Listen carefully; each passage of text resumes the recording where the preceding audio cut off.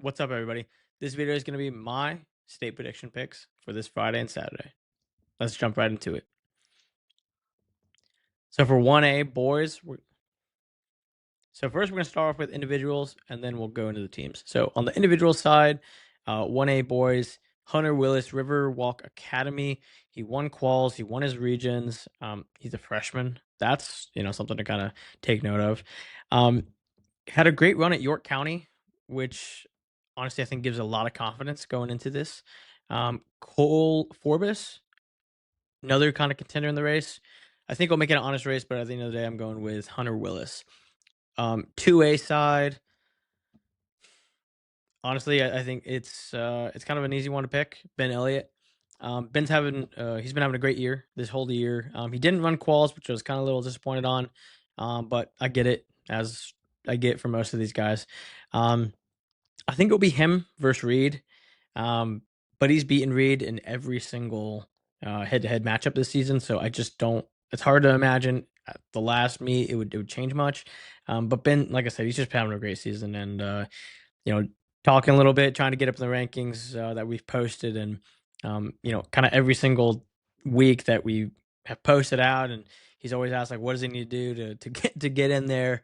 And he proved himself well, especially the last month of the season. So I got Ben Elliott for 2A boys individuals. On the 3A side, again, another kind of good one. And we're gonna go way in depth and later on in another video. But for 3A guys, I gotta go with Jackson Tuck. All right. The only boy to break 15 this year. He did it twice. Um, you look at his teammates there. He can, they can put up a fight and whatnot. But I still feel like just Jackson has been, arguably the best guy in the entire state this season. So again, it's kind of hard to see him not be able to close it out all the way now. But still should be a really good race. On the 4A guys side, again, another one, I looked at this and I had questions. It was nice to see Jackson. He did comment on what was going on, kind of last month of the season there being hurt. Um, and so I was going back and forth of like, all right, do I put a lot of faith in Jackson right now, being out and being hurt? Um, or do I look at his teammate Talon? Talon's been having such a great like last month of the season. And then I look at Keller, right?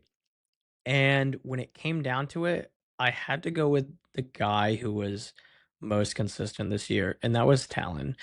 Um, he was never a top like guy, I guess, in sight. Like I don't think he won some races, but they were never just like it wasn't stacked races or anything.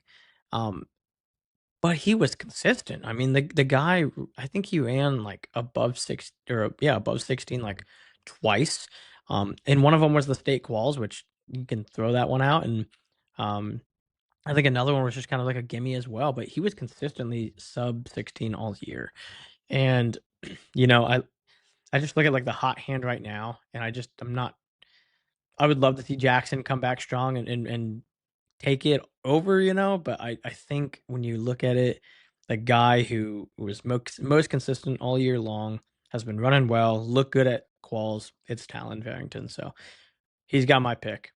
On the 5A D1 side, again, another race that is hard. It's hard to choose, and I think most people would probably be maybe looking at me like, "How is this hard?" Um, but I'm telling you, man, Luke versus Jacob, I don't know.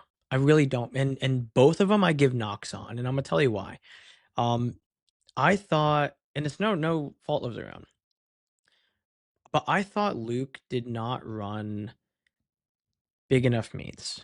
And again, you could be like, "Holy crap! Like, what are you talking about? He won Eye Opener and he won Coaches Classic. Yeah, that's great, but he his PR is from Eye Opener in August. Like where I would have loved to see him go to Virginia. I would have loved to see him run at Starlight. I would have loved to see him run at Great American. Like any or even Adidas, like or even go down to Florida and somewhere, Alabama, somewhere and run a big competitive race. Coaches Classic is great, but the times were never going to be 15 05 or sub 15 on that course. I mean, maybe, but it just nobody's doing it, and nobody did. And obviously, you got to look at though he beat the GMC guys, multiple times this season, and they ran, those times.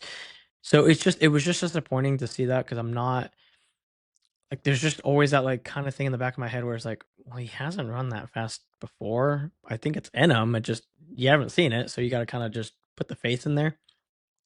And then when you look at Jacob, um, Jacob again, another guy who his PR is from Heathwood Hall, which is September like 6th, or somewhere in that range. And then there was never anything else.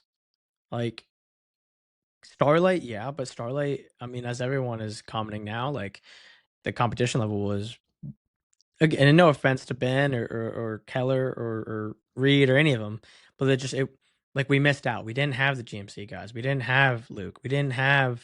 Um we didn't have the May River guys. We didn't like the list goes on. We didn't have Jack Wilcox. We didn't have like there's all these names that kind of float around. It's like, man, this could like I wish it was just as stacked as it could have been.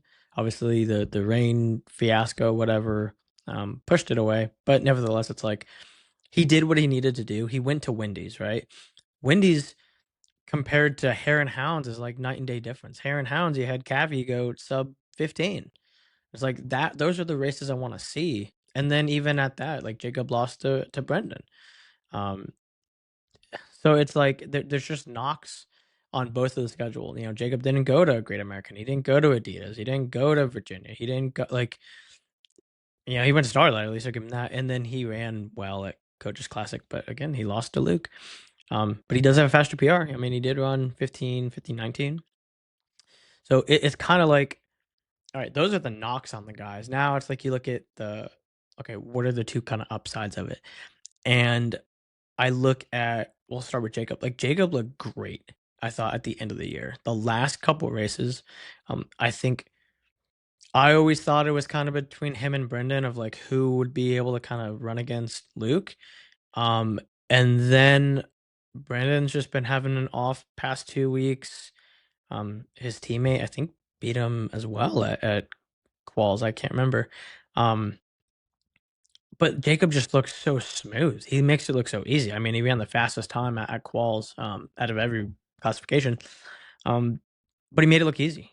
So it's like that's in my head where I'm like, all right, like, can he stick around and compete there? And it's like in my head, I'm like, well, I don't know. I don't know. I'm so hesitant on it. And then with Luke, I'm like, dude, Luke has beaten everybody and in the entire state. He obviously eye opener, and then with Coaches Classic, two major wins in South Carolina. The only loss he really had as far as like South Carolina like meets was at Low Country, and he just lost at the kick at the end to Wilson, and Wilson finished second at eye opener. So it's like it's nothing to even shame on, but like so he's been having a pretty, I don't want to say a chill last couple weeks, but really hasn't had too much to go over. But he had course records. He looked good again at quals. So it's like when it comes down to it, who do you go with? Um, my my mind is telling me to go with Luke, but my heart my heart is almost telling me like, don't be a fool. Like you got to put at least one upset in here. And it's like, okay, do I go with Jacob on it? But I think at the end of the day, I'm like, I try and envision who's gonna like who can I see up there and who can I see crossing that line first? Who am I gonna see when I'm recording over there? Um, man, it's a good one. But I think no, I'm not gonna say I think. I'm gonna go with Luke. I just think he has had the best season out of everyone when it comes to racing. Not on the time side, obviously, but when it comes to racing, he shows up. He'll show up and he'll be tactical. He'll do it right, and I really believe he's going to win this race. All right, on the 5A D2 side again. So this one is kind of open as well. I look at like the Fort Mill boys up there. I look at Christian ran a really solid race at Starlight and in County. Um, and and then I look at Caden, and Caden really opened up at County, had a good coaches classic, had a good starlight, beat Christian in all three of those, um, and he was just behind the GMC boys at County.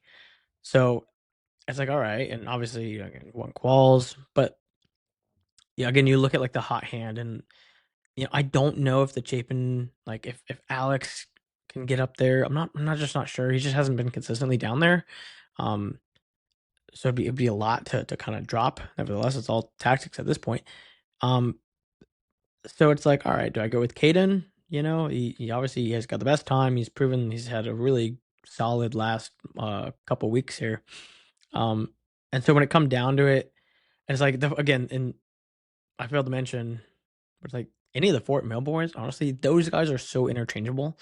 Um, it's I don't know who is gonna. I mean, Hudson, having time off a lot of the season. He just won quals, and then, I don't know how much effort each of those boys were really putting in for that race, um, which is why I kind of was like, well, they should have just packed up. But nevertheless, um, it's like, okay, is Connor gonna have the race of his life? I mean, he broke 16 at um at York counties, and I mean, but then again, hey, Ryan Pearson beat all of them at the region meet there the same week. So there's a lot of like ups and downs, and honestly, I feel like it could be really anybody, but I'm still gonna go with Caden Nance for the boys. I think he's riding the hot train right now. He's had great finishes. I don't know if Christian, um, he's there. He has the capability of doing a really solid race, but I think it's just been a little too inconsistent. And I'm not sure how much effort he put into quals, but it's like even like looking at that, I was like, okay. Um, and then again, kind of there's just finishes throughout the year. I think I just wish they were a little bit higher up. So, Caden, he's got my pick. All right, on the boys team side now, we're gonna go to 1A. So Green Sea Floyds, you got to go with them. Honestly, when I looked at what their season was, because again, you know, no discredit to 3A, 2A, 1A. Obviously, we're just not spread out as much as I was love to be, just because there's so many things going on. But they did win quals. They won regions.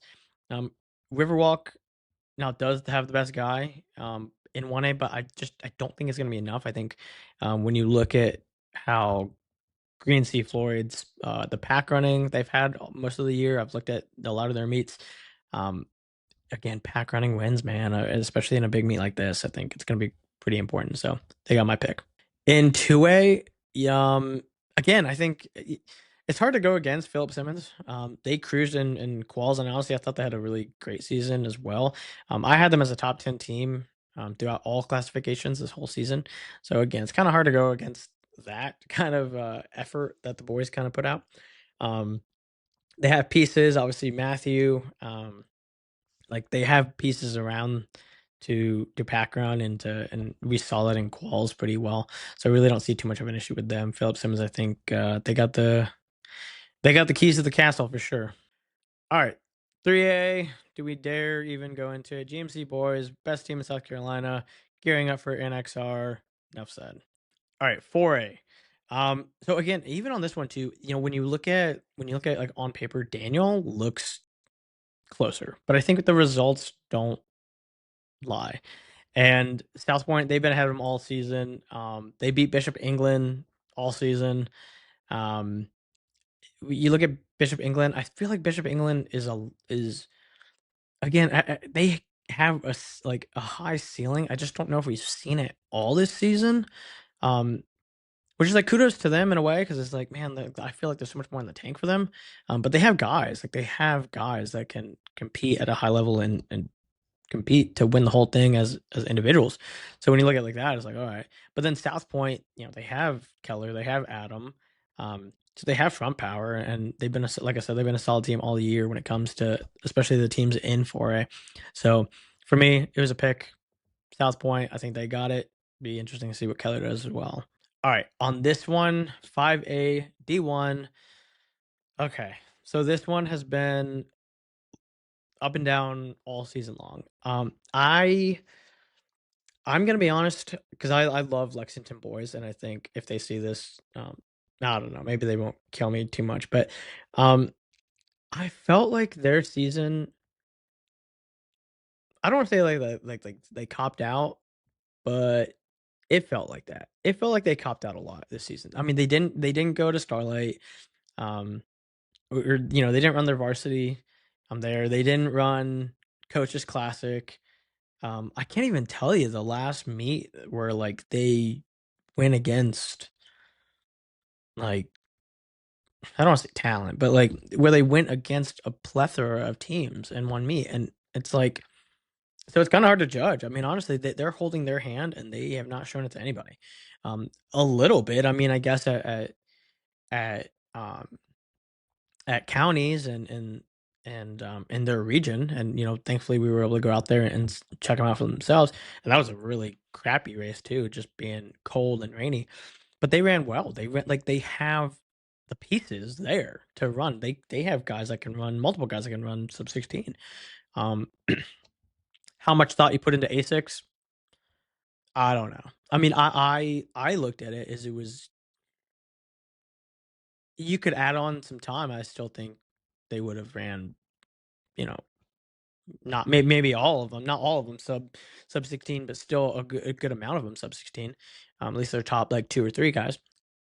And And so that was kinda like the one knock on them that I felt like this season. They just and maybe there's tactical, scheduling in that. I mean, you see it with GMC, they hardly race in September and really start kinda coming on in October. So I get it, but it's just like when you don't show the hand, it's kinda hard to judge.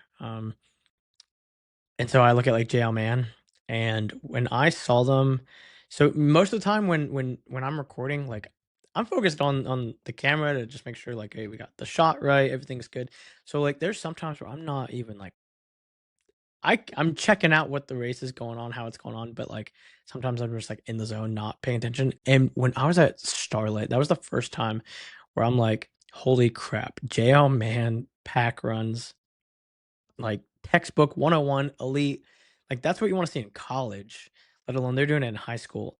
And it's hard to get over that. It really is. And we saw it at quals with all five of them, with the 1 to 5 with 0 seconds, and their 6 and 7 were just little off the money. But they still ran together. They still ran together. And I was telling my son this too. I'm like that is a team that like, they're gonna run together. They're gonna run together, but they're gonna work together, and, you can see them having a good time. Obviously, they can take it easy at quals, but they're working together as a team. It's not just every individual going out there and trying their, absolute hardest, whatever.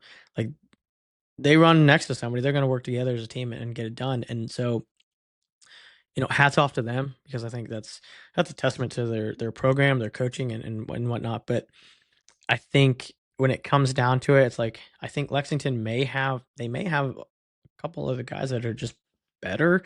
That was the only knock I had on JL Man all year was that they're so interchangeable when it came to like who was even in the top 7 or like who was off. Like I thought Novak was a little weird this year, but then there would be like races where Novak was like he was like second or third on the team, and I'm like, where was that last week when you were 7th? But they're so good and they can all pack run and kind of change it out. And same as like Fisher, um, it's hard to bet against them. And I think I've been preaching on this channel, pack running wins, and I think I'd be a hypocrite to say if and not have them as number one.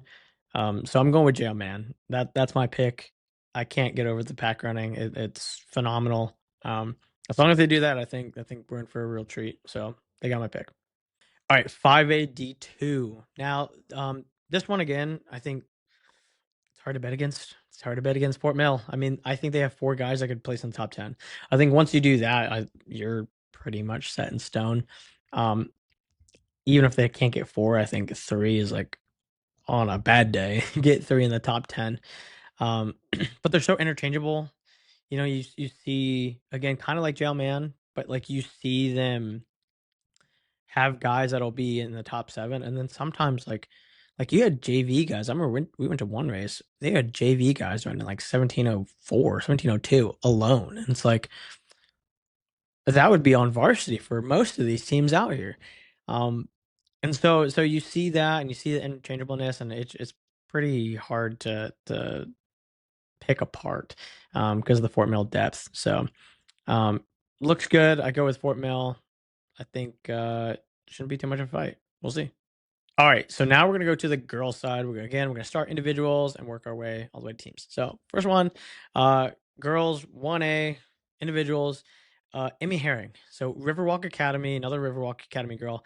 She was the only girl to break 21 this season in 1A. So right off the bat, it's like, all right, um, that's a big note. She won quals, she won regions. The only thing I would like kind of want to see a little bit more from her was that like I wanted to see more like low 21s. Now she was consistent throughout the year, but I felt like that was kind of the potential like knock on her. When I was looking at other kind of runners though, I mean, again, it just wasn't they just weren't quite there. But she has the potential obviously to run sub 21, so it's like, all right, you get in a race, you do that, you knock it out, you're good. She won quals. Again, I think it's an easy pick, but I could be wrong. So we'll see. All right, so on the 2A side, I went with Kate Kately Sack. Correct me if I'm wrong on the pronunciation. Correct me. It's good. Um, Much more consistent sub 19 girl than I thought the other girls in 2A were. And um I think if you don't look at the results, then you don't notice that. She didn't run quals, so I was a little disappointing, but I get it 100%. Um but when you look at it, you have to like when you're doing these predictions and like you're putting your input, you have to look at results from other girls too. They could have like Laura and man, I can't remember her teammate name right now off the top of my head, but they had good seasons. They had good PRs, but you look at the PRs and where are they from? Where are they from? Pink House. And it's not a knock on that, but I look at okay, well, when was that? That was September, early September, and they haven't run close to that. And so it's like, well, what am I gonna do? Am I gonna go with somebody who PRs in September, um, and hasn't run even nowhere near that? Or am I gonna go with again, kind of a girl who's a little bit more consistent being under 19? And so that's why I went with her. Um, we'll see again. I think you gotta look at more consistent results and the one-offs are nice, but like and it gets you a nice PR, but it just doesn't tell the whole season. So on the 3A girls side, again, this one I feel like a lot of people would kind of go with the GMC girls. Um, but I saw somebody else, and she's an 8th grade girl, which is a little intimidating to kind of put as the winner, because she is so young. And you do obviously have GMC girls that have that experience uh, already kind of under their belt. But Eva Sifani, again, correct me if I'm wrong. Um, she crushed Greenvale counties. She placed third. She ran sub 19 twice. Again, won quals, won her region. It's just again riding a hot hand right now. And when you look at the GMC girls, I'm just not sure. Um, I could be this. This is probably the one where I'm like, this may be the upset alert, I guess. But I'm just looking at again as like the last couple weeks of the season of how we've gone, and she has it, I think. All right, so for a girls, here we go. Um, now, um, Ross versus McKenna, right? This one I've been asking for like over a month, and it sucks because a we never saw a matchup between them. I think all year. Maybe eye opener. I don't even know if McKenna ran eye opener. But we never saw anything, so it's kind of a bummer. And so it was always like, okay, what's gonna happen? Like, okay, who's gonna break 18? And it's like McKenna broke 18, and then it took Ross a little bit of time, but then she broke 18, and then Ross had region win, quals win, Starlight she placed second ahead of Ava Lindsay, third at Coaches Classic. It's just such a great season. And then I look at McKenna, and I'm like, okay, well, we like, we just it kind of like Luke, man. Like I just wish there was like a little bit more on the schedule, and I understand it. Uh, being in the Low Country, I understand it, but it's just it's tough to kind of judge off of that when you don't even get that just like with that one more big race in there to really showcase how you are against everybody. Um, and it's not like I'm saying go to Great American and that's going to be the tell all because again, if you don't know how to run some of these courses, I think that can kind of get you. You can kind of get exposed in a way, which is why I think like Newberry exposes a lot of kids sometimes, but you can't like tell everything on that one course of how that student athlete is. So at the end of the day, you look at McKenna, you look at Ross. Um, who am I going with? Ross. She's had such a great season. It's hard to bet against her. She looked great at quals, and she's just getting it done. I thought again at the beginning of the year, I thought it was a little not wishy washy, but I thought it was just a little like she was just really trying to get that sub 18. And when she finally did it, I think she just unlocked how to do it. I will say McKenna, I think she did run sub 18 at regions. Where was it? Or was that Pink House course? But no shade on that one, because she's done it before and whatnot. So I think it just goes back to like an overall season thing, and yeah, it could be anywhere. As I said, that one is going to be another really good race to watch. All right, 5A D1. I think this one is again. It's not even why are we talking about it, but Ella, obviously such a great season. Coach Young, um, talked to me in the summer like, hey, this is her season. She's doing such a great job in the summer training. We talked to her on the podcast, but she's the best girl in South Carolina. Like no doubt in my mind, she is, and she's just a couple tiers above the other girls in 581. And no shade to Taylor or Anna, Anna Kelly, but it's hard. It would be hard for me to imagine that they would all of a sudden drop 40 seconds and make it a race. Obviously, you saw like Ella. I don't think anybody, because Ella and Anna were in the same race. I don't think anybody was like trying to go all out in that race. Um, but I don't know, man. I at the same time too. I kind of look at like if I was Anna, I might have wanted to just stay with Ella. Even I mean, she ran 18:30. I would have maybe just wanted to stay with her just to get her in the back of like put that thought in Ella's mind maybe that like, hey, this girl is maybe somebody I need to keep an eye on instead of letting the gap grow so much and making Ella think like, okay, there's really nobody to worry about in on this side of the house. Um, so you never know, but again, it's tactics, and at the end of the day, I think it's just this is kind of an easy one to go with. All right, on the 5A D2 side now, Kaylee. Kaylee, we had her on the podcast. We talked about a lot of what she needed to work on, and I thought that was great. Like just that self internal, like I know what I need to work on right now and how to get there. She's been hunting for that sub 18 all year. I hope she gets it. She looks like she's capable of doing it. So, but she had such a great season. I think it's kind of like a couple of these guys here. It'd be hard for me to see them just kind of lose it at the state meet. Granted, crazy things have happened, and I'm expected to eat my words on maybe some of these because you never know. But and you could even look at like Olivia putting up a fight. I mean, obviously you got to give her her due. Like she has had such a great career, and I can't imagine she'd want to just go out with second place and calling it out, right? Whatever. Like I'm pretty sure she's gonna want to go out swinging and give a really good honest race.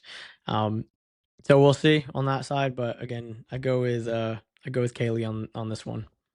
All right, and to finish it off here, we got the girl teams now. We're gonna start again with 1A. So yeah, Dixie. All right, chilled at Qualls. They've had a strong season. In the results, good finishes at Starlight and Coaches Classic. Again, when you kind of look at like just other teams involved in that classification, it seemed to me it just seems like Dixie has had just an overall better season than them, and so they get my pick. All right, on the girl side, 2A, Philip Simmons. honestly, Philip Simmons versus Landrum, I think is a lot closer than what people think. Um, but they have a really strong 1-2 punch. And again, it's when you have that and you can score, 1 to, you know, 4 points, 5 points between the two of them, I mean, that's gonna be really tough to kinda knock out. Um, so yeah, we're gonna go with Philip Simmons. All right, so here we go, 3A. Um, GMC again, kind of right off the bat, such a deep team. I've had them in the top 5 in the entire state. So again, it's kind of hard to kind of go against that. But they have Connor, Hyman, Hammond. Three girls that I think even them like they could all compete for the individual title. Um, we'll see. We'll see how they run. But even on a bad day, I think they're just too deep for teams to possibly overcome right now. All right, on the 4A girl side, we have Bluffton. So Bluffton, 3 girls that can place in the top 10, a ton of depth all year. 3 girls sub 19 compared to 0 for Travelers Rest, and that's kind of the team I would be looking at to kind of compete with them. Um, again, when you have 3 girls ahead of the number 1 girl, that even is going to be an issue. And then you look at 3 girls possibly in the top 10, again another issue. I would actually even kind of I think there's like tiers to things, and I think it seems like the Bluffton girls maybe just like one tier off of like compete having an individual like compete for a state title right this very second. But it again, it doesn't matter if they can just run together. You never know. But as a team wise, it looks like Bluffton looks like they have this. Now the next two again, honestly, I think pretty easy to go by. Malden 5A D1. Uh, they are either the first or second best team in the entire state. They Lexington has 0 girls sub 19 this whole season, which is a little shocking. Um, compared to Malden, where they have 3, and their fourth is at 19 flat. So hard to overcome on that one. I think even Lexington, when you look at like them, um, like you could even put Clover in the mix, as like the second team, but it's like, okay, who I just don't see any of those teams kind of reaching Molden at this point. It's just too much, and Callie leading that team now, like she's had such a great last month of the year. It's kudos to Coach Sands and what those girls have done, and yeah, easy pick Molden. All right, and last 5A D2 girls side. Easy one again, Fort Mill. Fort Mill, again, with Malden, first or second best team in the whole state. Their depth is phenomenal. They have 4 girls that could go in the top 10 at states. I think they're, and obviously with the individual, Kaylee or Olivia, both of them are either going to get, 1, 2, 3 points max, I think. But then Cook, I think is either their third or their fourth girl. I've seen her run a couple times the past couple weeks here. Like they just look good. They look good as a whole. Again, when you're either the first or second best team in the state, you kind of expect, and you're not in the same classification, probably expected to win the whole thing. So Fort Mill, they got my vote. All right, so that's it. So those are my state predictions. Appreciate you guys watching. We're gonna do another video about kind of each race, kind of what to watch for. I'm gonna put that out on Thursday.